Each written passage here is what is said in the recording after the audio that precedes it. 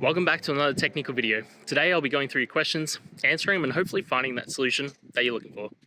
Guys, remember to stay just a little bit crazy just like me and hopefully get to that resolution you need. Now, let's get started.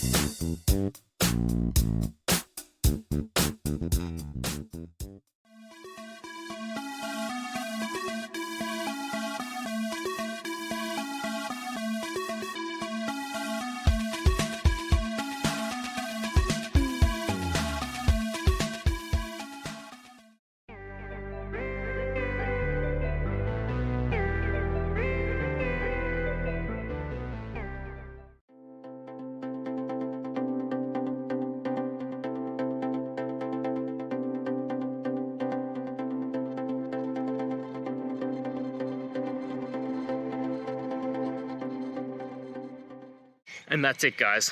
I hope that video helped find the resolution you're looking for. If it did, please, I'd appreciate it if you could hit subscribe. Until the next time you need more technical help, I hope you have a good one. Cheers.